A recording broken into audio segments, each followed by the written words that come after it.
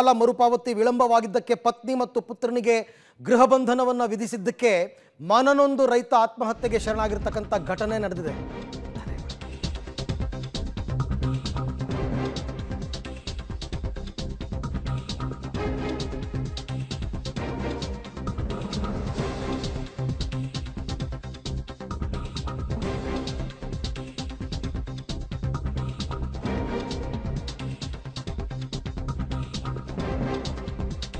ಮರುಪಾವತಿ ವಿಳಂಬವಾಗಿದ್ದಕ್ಕೆ ಪತ್ನಿ ಮತ್ತು ಪುತ್ರನಿಗೆ ಗೃಹ ಬಂಧನ ವಿಧಿಸಿದ್ರಂತೆ. ಯಾರು ಬಡ್ಡಿ ಮೇಲೆ ಸಾಲ ನೀಡಿದ್ದ ಮಹಿಳೆಯಿಂದಲೇ ಗೃಹ ಬಂಧನ ಅಂದರೆ ಹೌಸ್ ಅರೆಸ್ಟ್ ಮಾಡಿಬಿಟ್ಲಂತೆ ಆಕೆ. ಮನನೊಂದು ವಿಷ ಸೇವಿಸಿ ರೈತ ರಾಜು ಖೋತಗಿ ಆತ್ಮಹತ್ಯೆ ಮಾಡಿಕೊಂಡಿರೋದು. ಇದು ಬೆಳಗಾವಿ ಜಿಲ್ಲೆ ಯಮಕನಮರಡಿ ಕ್ಷೇತ್ರದಲ್ಲಿ ನಡೆದಿರತಕ್ಕಂಥ ಅಮಾನವೀಯ ಘಟನೆ. 2 ದಿನ ಆ ಹೆಂಡತಿ ಮತ್ತು ಮಗನನ್ನು ಗೃಹ ಬಂಧನದಲ್ಲಿಟ್ಟು ಶಿಕ್ಷೆ ಕೊಟ್ಟಿದ್ದಾರೆ. ಇಸ್ಲಾಂಪುರ ಗ್ರಾಮದ ಸಿದ್ದವ್ವ ಬಯ್ಯನವರ ಅವ್ರ ಮೇಲೀಗ ಬಂದಿರತಕ್ಕಂಥ ಆರೋಪ. ಸಿದ್ದವ್ವ ಬಯ್ಯನವರ್ ಅಂತ ದುರ್ಗವ್ವ ಮತ್ತು ಪುತ್ರ ಬಸವರಾಜ್ ಖೋತಗಿ ಅವ್ರನ್ನ ಇಬ್ಬರನ್ನು ಗೃಹ ಬಂಧನದಲ್ಲಿರಿಸಿ ದಬ್ಬಾಳಿಕೆ ಮಾಡಿದ್ದಾರೆ ಅಂತ ಆರೋಪ. ಇದರಿಂದ ಮನನೊಂದು ವಿಷ ಸೇವಿಸಿ ರೈತ ರಾಜು ಖೋತಗಿ ಆತ್ಮಹತ್ಯೆಗೆ ಶರಣಾಗಿದ್ದಾರೆ.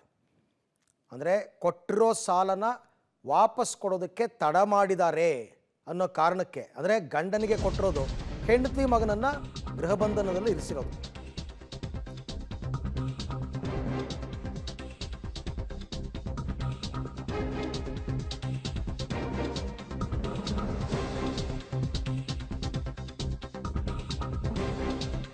ಈ ಸಿದ್ದವ್ವ ಅನ್ನೋರ ಬಳಿ 5 ತಿಂಗಳ ಹಿಂದೆ 1.5 ಲಕ್ಷ ರೂಪಾಯಿ ಸಾಲ ಪಡೆದಿದ್ರಂತೆ ರಾಜು ಖೋತಗಿ.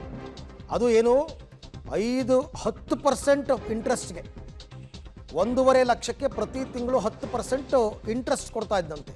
ಈಗೇನೋ ಒಂದು 2 ದಿವಸದ ಹಿಂದೆ ಆಯ್ತಪ್ಪ ನನ್ನ ಅಸಲೆಲ್ಲ ಕೊಟ್ಬಿಡು ಅಂತ ಕೇಳಿದ್ದಾರೆ ಸಿದ್ದವ್ವ.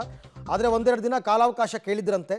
ಇದಕ್ಕೆ ಒಪ್ಪದೆ ನೀನು ದುಡ್ಡು ಕೊಡೋ ತನಕ ನಿನ್ನ ಮಗನನ್ನು ಮನೆಯಲ್ಲಿ ಬಿಟ್ಟು ಹೋಗುವಂತೆ ಸಿದ್ದವ್ವ ತಾಕೀತು ಮಾಡಿದ್ದಾರೆ. ಸಂಜೆಯಾದರೂ ಪುತ್ರನನ್ನು ಬಿಡದೇ ಇದ್ದಾಗ ಸಿದ್ದವ್ವ ಮನೆಗೆ ಹೋಗಿದ್ದರು ರಾಜು ಮತ್ತು ದುರ್ಗವ್ವ. ಬೆಳಗ್ಗೆಯಿಂದ ಠಾಣೆಯಲ್ಲಿ ಕೂರಿಸಿ ರಾತ್ರಿ ವೇಳೆ ದೂರು ದಾಖಲಿಸಿಕೊಂಡಿದ್ದಾರೆ ಪೊಲೀಸರು. ಯಮಕನಮರಡಿ ಪೊಲೀಸರ ವಿರುದ್ಧ ಮೃತನ ಪತ್ನಿ ದುರ್ಗವ್ವ ಈಗ ಆರೋಪ ಮಾಡ್ತಾ ಇದ್ದಾರೆ. ಏನೈತ್ರಿ ಬಡತನ ಎಲ್ಲರಿಗೂ ಬರೋದರಿ.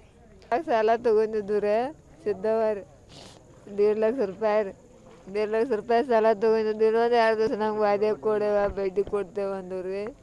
ಇಲ್ಲ ನನ್ನ ಬಡ್ಡಿ ಗಂಟ ನನಗೆಲ್ಲ ಕೊಡ್ರಿ, ಇದಕ್ಕೆ ನೀವು ಬರುತ್ತೆ ನನ್ನ ಗಂಡ ನನ್ನ ಕರ್ಕೋದವಾಡ್ರಿ. ಕರ್ಕೊಂಡೋಗಿ ಅಲ್ಲೇ ಕುಣ್ಸ್ಕೊಂಡ್ರಿ. ಹಿಂದೆ ಮಾಡಿದ್ರೆ 1 ತಾಸು ಬಿಟ್ಟು ನನ್ನ ಮಗ ಬಂದ್ರಿ. ನಮ್ಮವ್ವನ ನಮ್ಮಪ್ಪನ ಕಳಿಸು ನಾ ಕುಡ್ತೇನೆ ಅಂದ್ರಿ. ಅನ್ನತ್ಲ ಅವನು ಕುಣ್ಸ್ಕೊಂಡ್ರಿ. ನಾ ಬಂದು 10 ಗಂಟೆಕಂದ್ರೆ ಮತ್ತು ನಮ್ಮ ಮನೆಯಾಗ ಕರಿ ಹಾಕೋದ್ರೆ ಉಣ್ಣಾಕ ಮಗನ ನಿನ್ನ ಮಗನ ಕಳ್ಸೋದಿಲ್ಲ, ನೀವು ಊರಾಗ ಕೇರಿ ತಿರ್ಗ್ಯಾಡ್ಯಾರ ಬಗಲ ಇಕ್ಕೊಂಡಾರ ನಾ ಎಲ್ಲಿ ಹುಡುಕ್ಯಾಡ ನಿಮ್ಮ ಮಗನ ಕಳ್ಸೋದಿಲ್ಲ, ಒಟ್ಟು ನನ್ನ ಬಡ್ಡಿ ಗಂಟ ನಮಗೆ ಕೊಡ್ರಿ ಅಂದ್ರಿ. ಅನ್ನಂತ ನನ್ನ ಗಂಡ ಹೊಳಿ ಬಂದ್ರಿ. ಬಂದು ಅಲ್ಲೇ ವಸ್ತು ಇಟ್ಕೊಂಡ್ರಿ. ಸಂಜೆ ಹರಿಯವತ್ತಂದ್ರೆ ಮುಂಜಾನೆ ಎದ್ದು ಮಾರಿ ತಗೊಂಡು ಚಾ ಹಾಕೊಡು ನನ್ನ ಮಗನ ಕರಿ ಹಾಕೋದೀನಿ ರೀ. ನಿನ್ನ ಮಗನ ಕರಿ ಹಾಕಿ ಬರ್ತೀನಿ, ನಿನ್ನ ಗಂಡ ನಿನ್ನ ಕರಿ ಹಾಕಿ ಬರ್ತಾನು. ನನ್ನ ರೊಕ್ಕ ನನ್ನ ಬಡ್ಡಿ ನನ್ನ ಗಂಟ ಕೊಡ ಮಟ ನಿಮ್ಮನ್ನ ಕಳ್ಸೋದಿಲ್ಲ, ನೀವು ಇಲ್ಲೇ ಕುಂಡ್ರತ್ತ ನಾವು ಅಲ್ಲೇ ಕುಣಿದ್ವು ನೋಡ್ರಿ. ಸಾಲ ತಗೊಂಡಿದ್ದು ರೀ ಸಿದ್ದವ್ವ ರೀ. ಈ ಬಗ್ಗೆ ಮತ್ತಷ್ಟು ಮಾಹಿತಿ ನನ್ನ ಕೊಲೀಗ್ ಚೇತನ್ ಅವರಿಂದ ಪಡೆಯೋಣ. ಚೇತನ್, ಈ ಕಾಲದಲ್ಲೂ ಇಷ್ಟು ಮುಗ್ಧ ಜನರಿರ್ತಾರ? ಮೊದಲನೇದಾಗಿ 10%ಗೆ ಸಾಲ ಪಡೆದಿರ್ತಕ್ಕಂಥದ್ದು ಅದು ಎಲ್ಲೂ ಇಲ್ಲ, ಯಾರು ಹೆಂಗೆ ಕೊಟ್ಟರು ಅಂತ ಗೊತ್ತಿಲ್ಲ. ಆಮೇಲೆ ಈ ಥರದ ದೌರ್ಜನ್ಯ ದಬ್ಬಾಳಿಕೆ ಇವೆಲ್ಲ ಇನ್ನೂ ಜೀವಂತವಾಗಿದೆಯಾ ಅಂತ? ಅರವಿಂದ್, ಏನು ಯಮಕನಮರಡಿ ಭಾಗದಲ್ಲಿ ಸದ್ಯ ಇದು ಇನ್ನೂ ಜೀವಂತವಾಗಿರುವಂಥದ್ದು. ಯಾಕಂದರೆ ಒಂದು ಕಡೆ ಬರಗಾಲ ಮಳೆ ಇಲ್ಲದೆ ರೈತರು ಪಡೆದಾಡ್ತಾ ಇದ್ದಾರೆ. ಹೀಗಾಗಿ ಇದರ ಲಾಭವನ್ನು ಏನು ಕೆಲವೊಂದಿಷ್ಟು ಲೇವಾದೇವಿದಾರಿದ್ದಾರೆ ಅವರು ಪಡೆದುಕೊಳ್ತಿರುವಂಥದ್ದು. 10% ಬಡ್ಡಿ ಹಂಗೆ ಏನು ರಾಜು ಇರ್ತಾನೆ, ಆತ ಕಳೆದ 5 ತಿಂಗಳ ಹಿಂದೆ ಸಾಲವನ್ನು ಸಿದ್ದವ್ವ ಹತ್ತಿರ ಪಡೆದಿರ್ತಾನೆ. ಆ ಸಂದರ್ಭದಲ್ಲಿ 5 ತಿಂಗಳಾದ ನಂತರ ನನಗೆ ಹಣ ಬೇಕಂತ ಹೇಳಿ ಸಿದ್ದವ್ವ ಒತ್ತಾಯ ಮಾಡಿದಾಗ ರಾಜು ಮನವಿ ಮಾಡಿದರೂ ಕೂಡ ಏನು ರಾಜು ಮನೆಯವರನ್ನು ಅವರ ಪತ್ನಿ ದುರ್ಗವ್ವ ಹಾಗೂ ಅವರು ತನ್ನ ಮಗನನ್ನು ಒತ್ತೆಯಾಳಾಗಿ ಮನೆಯಲ್ಲಿ ಇಟ್ಕೊಳ್ತಾರೆ. ಇದರಿಂದ ಮನನೊಂದು ರಾಜು ಆತ್ಮಹತ್ಯೆ ಮಾಡಿಕೊಂಡಿರುವಂಥದ್ದು ನಿಜಕ್ಕೂ ಕೂಡ ಇದೊಂದು ಅಮಾನವೀಯ ಘಟನೆ ಅಂತ ಹೇಳ್ಬೋದು. ಯಾಕಂದರೆ ನಿನ್ನೆಯಿಂದಲೂ ಕೂಡ ಆ ಏನು ಆತ್ಮಹತ್ಯೆ ಮಾಡಿಕೊಂಡ ರಾಜು ಕುಟುಂಬಸ್ಥರು ಯಮಕನಮಡಿ ಠಾಣೆಯಲ್ಲಿ ದಾಖಲ ಮಾಡಲು ಮುಂದಾಗ್ತಾರೆ.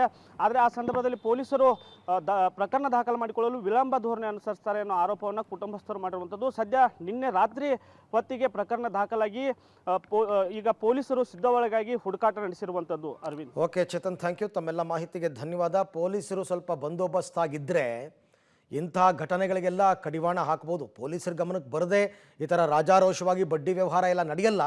ಬಟ್ ಪೊಲೀಸರು ಸ್ವಲ್ಪ ಸ್ಟ್ರಿಕ್ಟ್ ಆಗಿರಬೇಕಾಗಿತ್ತು, ಇಲ್ಲ. ಹಾಗಾಗಿ ಇಂಥ ದುರ್ಘಟನೆಗಳು ನಡೆದಿದೆ.